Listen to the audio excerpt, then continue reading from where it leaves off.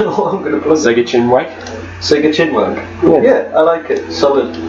Whatever, that's a good name. I've been trying for months thinking of something to that. 2 seconds. Yeah. SEGA Yorkshire Boys. I'm trying to think of a funny Yorkshire thing that can use it because I'm pure Geordie, naturally. Oh, yeah. Oh, yeah. Alright. I assume nothing, I'm just... when I was in college, I remember someone came with a list saying, so what do you want to class yourself? Are you a emo nerd, goth, Geordie, whatever, all that stuff. It's like, can you put in human? Well, people were still classing in college. Yeah. No, it's just like these people going around with like a survey thing or whatever. Oh, right, but again, it was a joke. Well, I don't know what it was for, but that was what they were doing. Yeah. And I remember this, and I remember saying, can you just put in human? And thinking, oh, okay, alright, I'll just put in human. So I'll probably be the only person on that list that was ever just, everybody else, what's this one? Human. He's one of his own kind. Yeah. Human. It's funny you say how people are, retarded on like message boards and stuff. I've got, I have Asperger's syndrome and a bit of OCD, and even I've got like, dude, no. Yeah, I've got Asperger's myself, ADHD. Severe insomnia. I mean, here's an interesting thing. I mean, would you class Sonic? I mean, this is interesting. Do you think Sonic is popular with kids with autism? Yes. Right. I was going to say, okay, what would the reason be for you?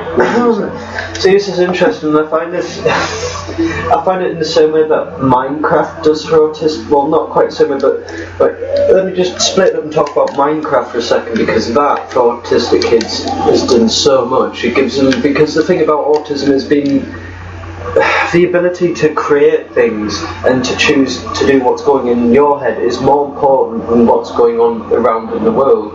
And to give such a platform like Minecraft, in the fact that it's it's all about what you do, it's perfect for kids, it's all blocked out and it's all gridded. It's just, I can't explain, that just manages to set something so comfortable for them.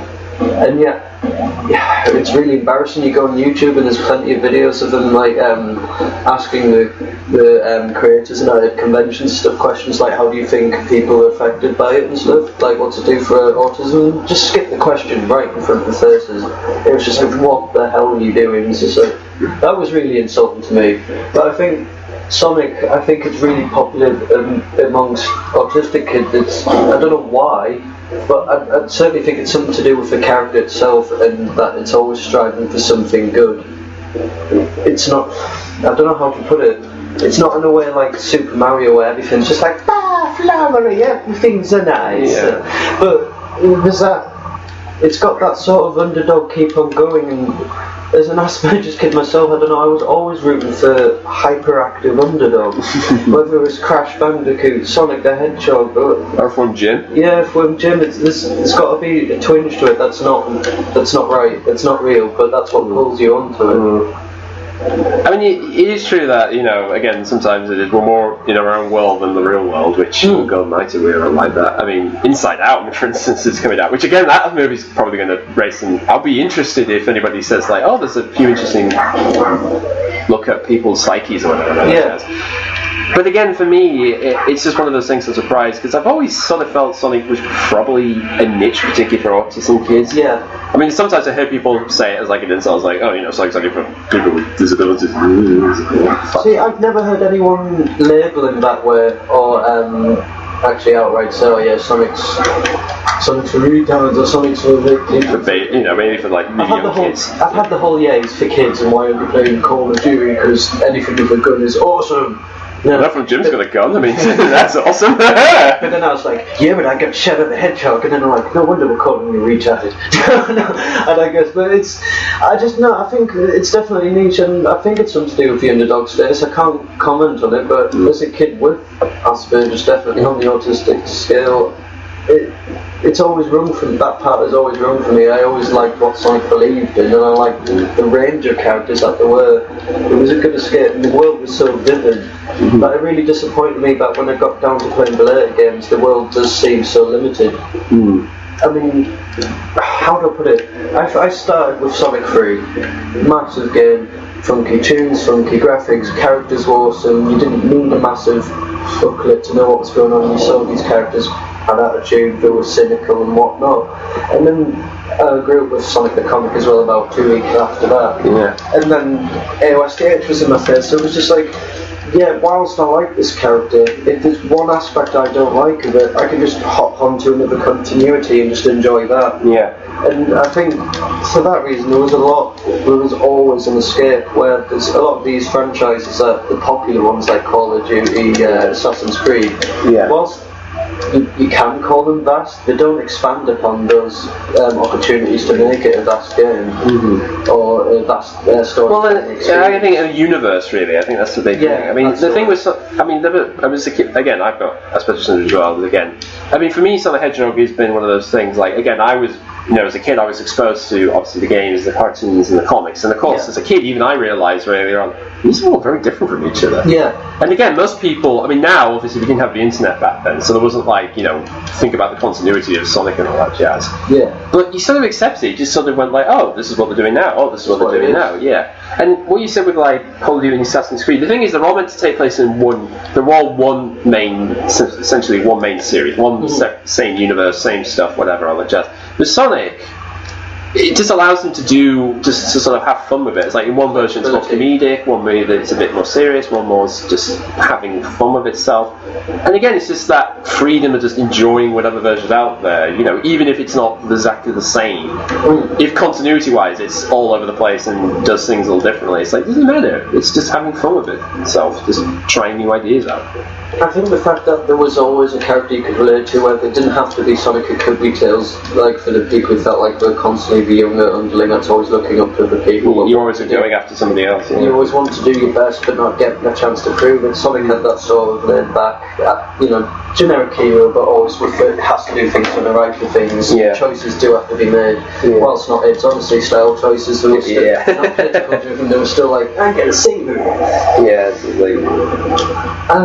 I don't know, Sonic, it's an interesting conversation, really. Probably what the majority of this podcast is going to be about. I was just saying, because I did think about it. I mean, some people, funny enough, there are people who use, like, people say MLB's like big with kids with autism and stuff, which again, it's, I definitely see, don't get me wrong, I see that. I mean, even that show still surprises me today. I mean, we're going a bit of a tangent here, but... We'll go for it. Okay. Well, I remember, I was at Teesside University, I was studying animation, and I remember people talking about it a lot. I was thinking, what? Tell me about My Little Pony. It's like, what, you mean that toy thing from Hasbro? Then that stupid cartoon that wasn't even well made? I mean, if you ever look back at it, there's times where the characters don't even speak. Like, literally, the mouths don't move. It's like, that's how bloody lazy the old show was. And again, this is, the old days, whatever, and all that jazz. And I'll admit, I did see it when I was like, maybe 3-5 years old, but then again, it's like once you're maybe 7 and 8, and it's like you make a decision never to, do you continue with it or do you leave it? But the point I'm trying to make is that I just didn't know why everybody was talking about it, and it was until people kept talking about it more and said, oh, you should watch this clip, it's really well animated. I was thinking, it was like, well, okay, it's well animated or whatever, but I still didn't see what the big hubbub was about. And I remember going online just to check it. I didn't watch an episode first. In fact, I watched a series of clips of the funniest moments from the show, which I thought, okay, make me laugh. Yeah. Because I was thinking, if you're really funny, you make me laugh. And I sat there thinking, actually, this is pretty funny. And there was stuff here thinking, wow, I never expected to see this in MLP. I never expected to see them do jokes like these, or slapstick like this, or, having episodes where they sometimes beat the shit out of each other. There are actually episodes, for a show about multicolour horses, about friendship and stuff. Yeah. They do have episodes where they have mental breakdowns, or about to beat the shit out of each other. Yeah. Which I just think about that for a second, lovely, cutesy, lovely, and then you have a character who's going to say, I'll destroy her! But that's in the same way that MLP, I think it has got a similar ring to Sonic as well as Pokemon does. It's the fact that you've got characters and there's so much you can do there. You can just as we were talking about earlier, like Sonic Shorts pointed out, you can't just get any sort of character who's go, this guy's got this barrel. But it doesn't matter, it can be that ridiculous because it can fit in there still. As stupid as it looks, you could still put it in there if you wanted to. And I think Sonic the Comic was a fine example of that, or even better, Archie comics. Yeah. They say, oh, Sonic's mum, he's got blonde hair. It's like, oh, come on. I was as lazy as Miss Pac-Man. Well, it's like Minnie Mouse, really. I mean, it's like the Minnie Mouse thing. It's like you just make the female version of the main character. I don't know how. You know what I mean? I went to a school full. It was for kids with Asperger's and autism and this and that. The majority of them didn't like Sonic. I was like, I think there was 3 of us, 4 of us who did, but everyone else now was still trying to tell me, no, that's for babies. You want to be playing Need for Speed Underground 2 and SSX. Oh, SSX. How many people remember SXS now? And now a massage of Dr. Robotnik.